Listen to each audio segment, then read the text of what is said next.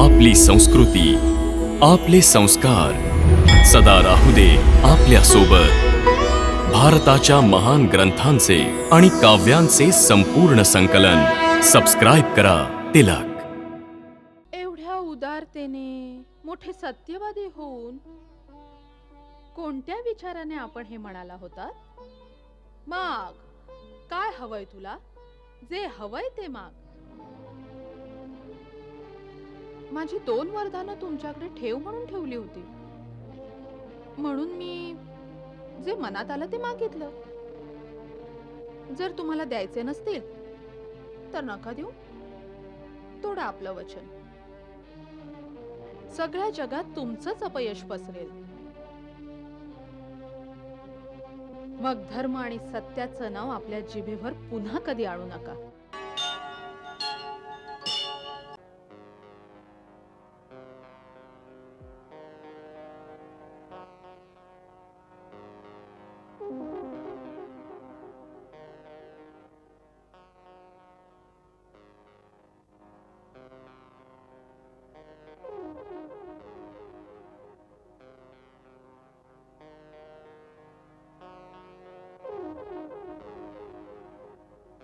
देवी,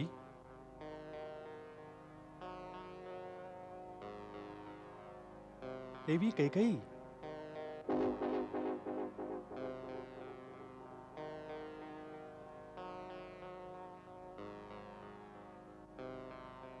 काय झालं? सांग, काय झालंय?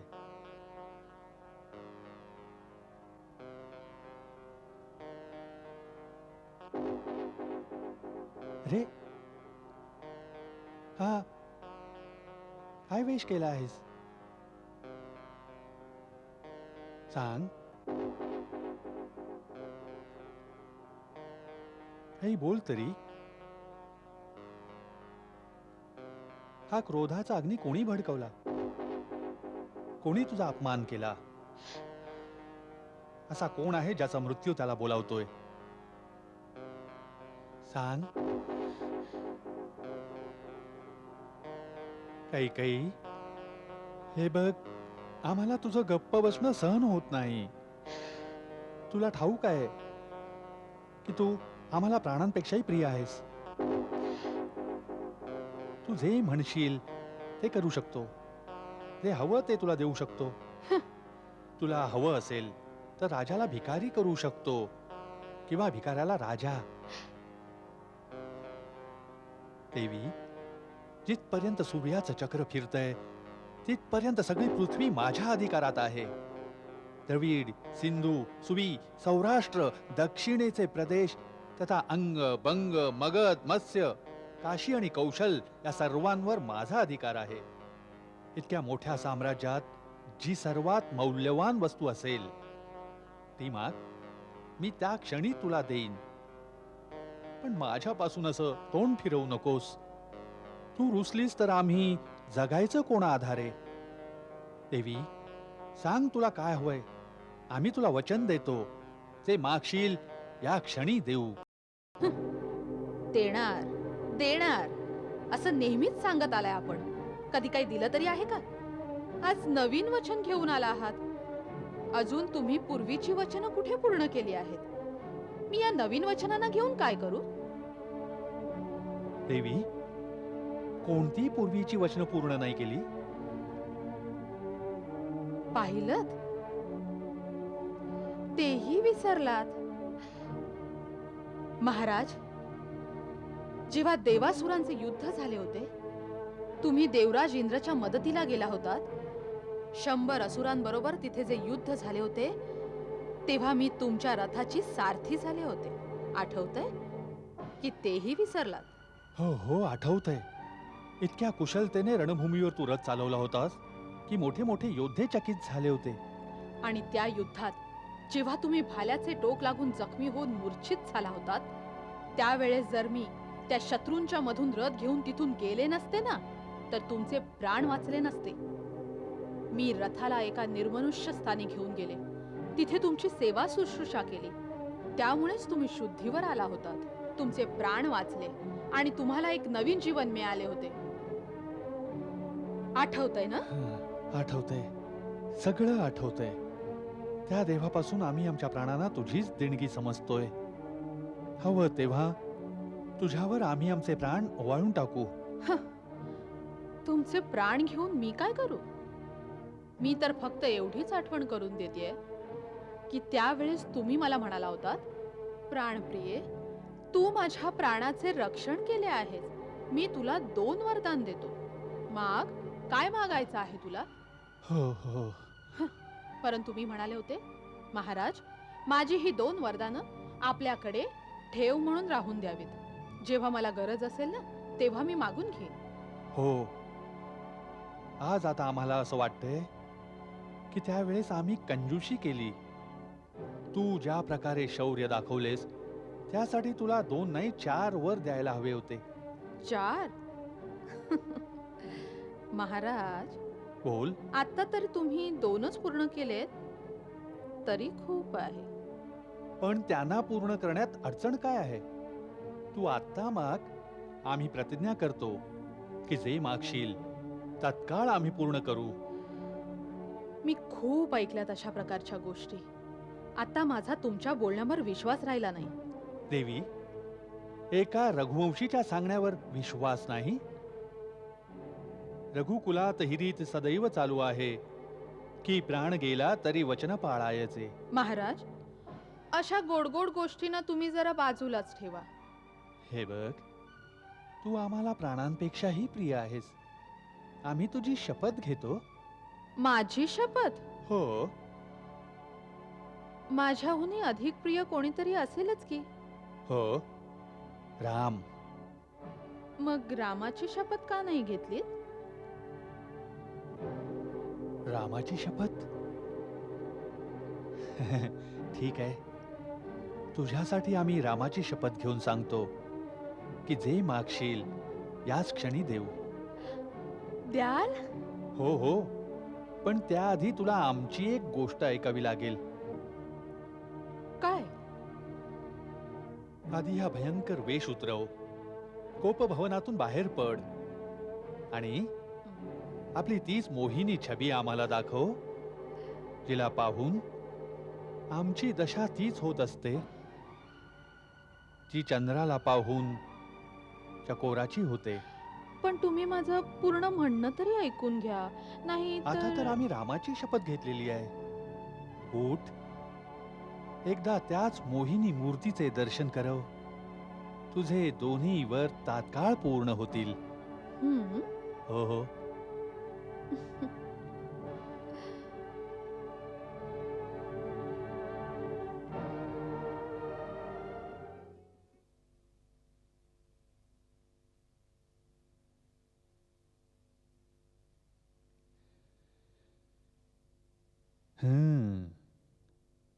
आता वाटतेस दशरथाच्या हृदयासनावर विराजमान एक साम्राज्ञी. हे पैस माझ्याजवळ ऐक. सगळ्या नगरामध्ये कसा आनंद पसरलेला आहे. प्रजा रामाचा राज्याभिषेक साजरा करते. तो तर मी ऐकतेच आहे. पण तुम्ही माझी राहिलेली अर्धवट गोष्ट तर पूर्ण करा. माझी ती 2 वरदानं. आज्ञा कर. सांग काय हवंय. आज मी आपल्या रामाच्या नावावर सगळं काही ओवाळून टाकेन. माग, जे पाहिजे ते माग. मला तर फक्त माझी 2 वरदानं हवीत. आधी हे मागू की हे मागू? काही हवं ते. हम्म, तुम्हीच सांगा.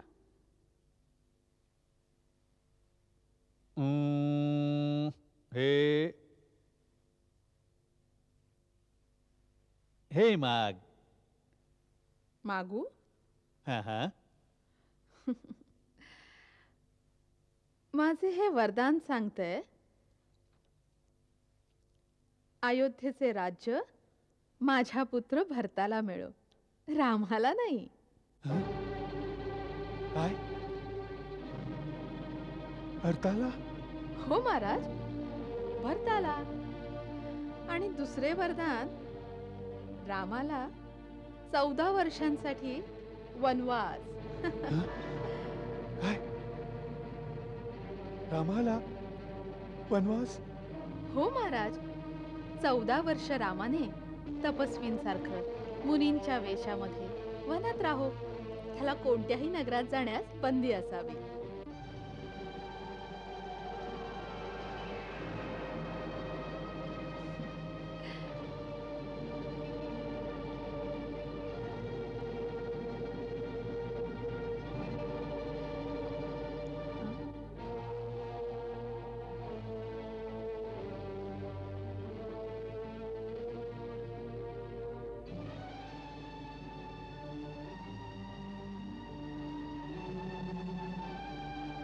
अरे,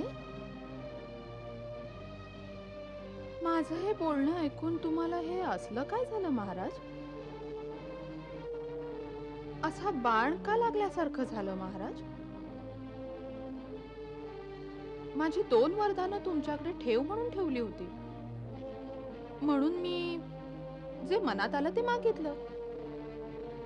जर तुम्हाला द्यायचे नसतील तर नका देऊ. तोडा आपलं वचन. सगळ्या जगात तुमचंच अपयश पसरेल. मग धर्म आणि सत्याचं नाव आपल्या जिभेवर पुन्हा कधी आणू नका.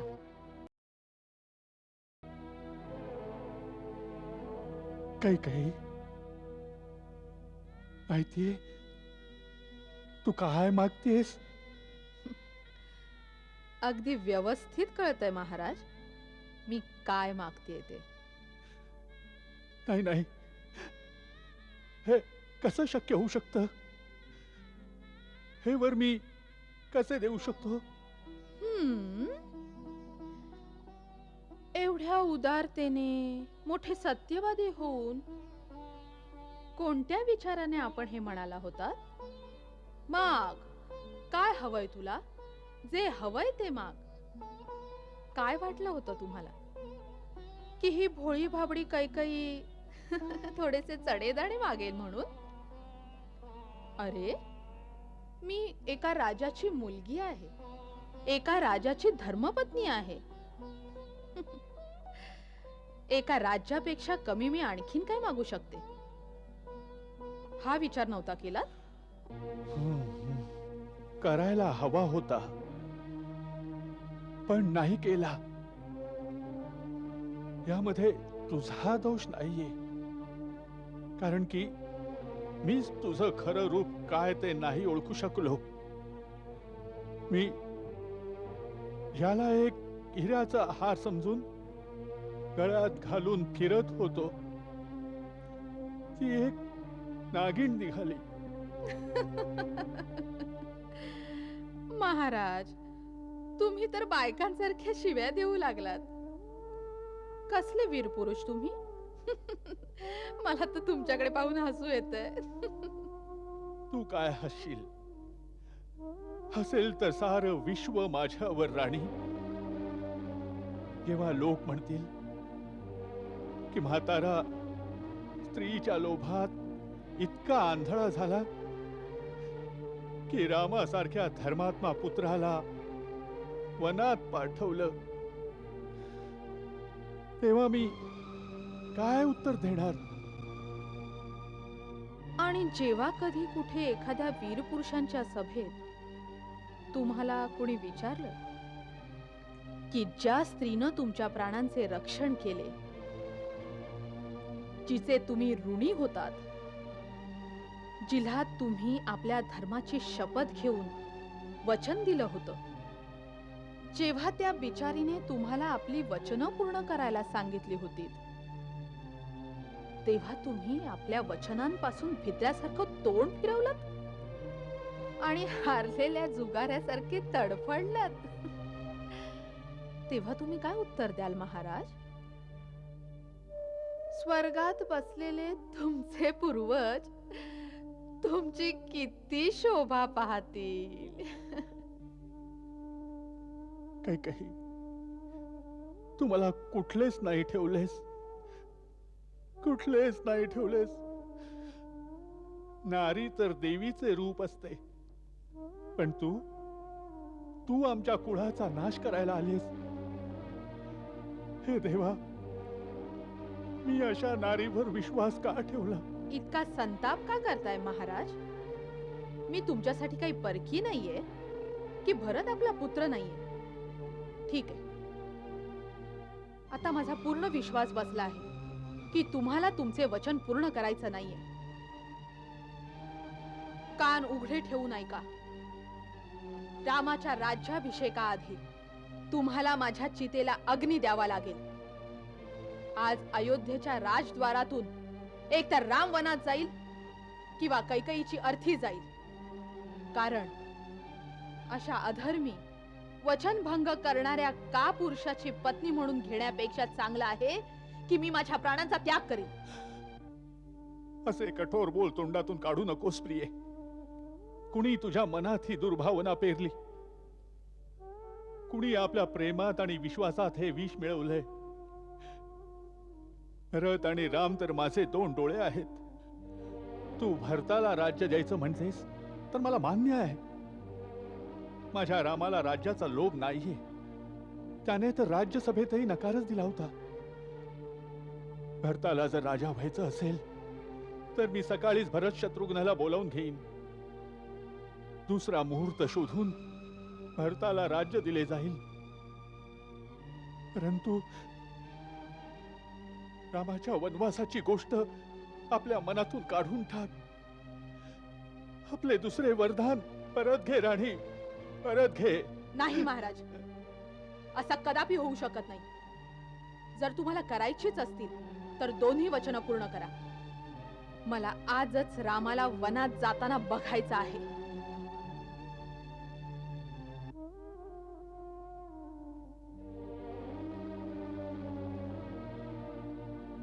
राणी, तू माझे मस्तक माग. मी आता तुझ्या चरणात ते टाकीन. पण रामाच्या विरहात तू मला नको मारूस. तू मला नको मारूस राणी. महाराज, तुमचं जर रामावर इतकं प्रेम होतं तर त्याची शपथ घेऊन मला वचन देण्याची काय आवश्यकता होती? एवढे उदार होऊन, दानी होऊन कशाच्या जोरावर म्हणालात? माग माग कैकई, तुला काय हवं ते माग. महाराज दशरथ, रघुवंशाचे शिरोमणी, तुमची ती रघुकुलाची रीत कुठे गेली आता? प्राण गेले तरी वचन भंग करायचे नाही.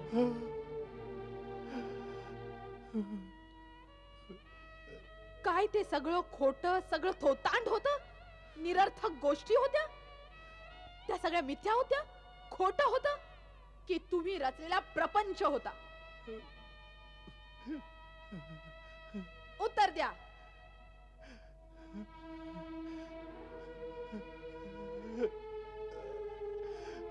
हे परमेश्वर, तू मला हे कुठे आणून मारलंस? आता मी रामाला काय तोंड दाखवू? कोणत्या तोंडाने सांगू रामा, तू आता या राज्याचा अधिकारी नाही राहिलास, नाही राहिलास.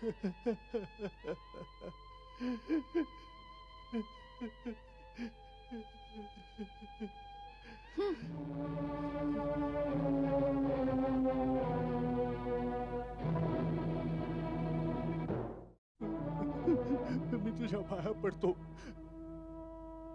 तुला हात जोडतो.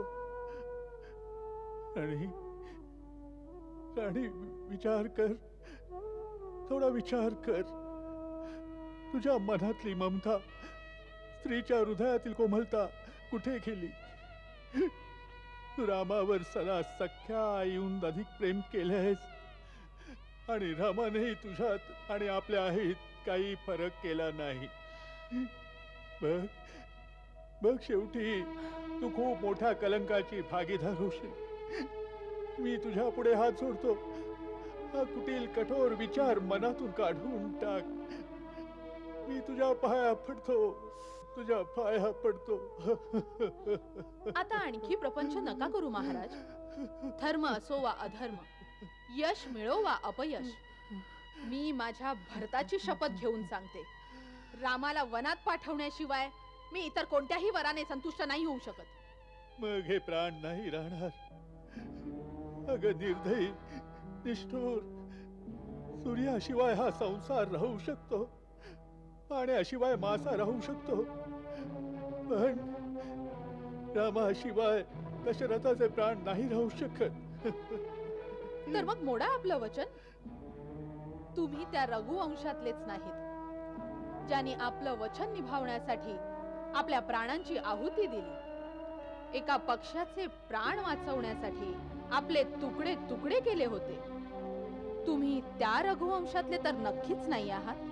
तुम्ही तर रघुवंशाला कलंक आहात, कलंक.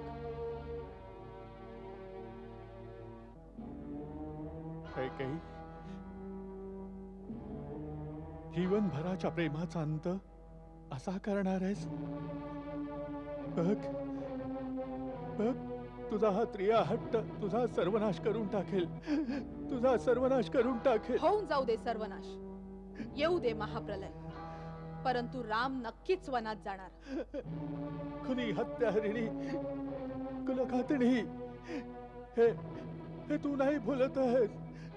हा दशरथाचा काळ बोलतोय, दशरथाचा काळ बोलतोय, दशरथाचा काळ बोलतोय.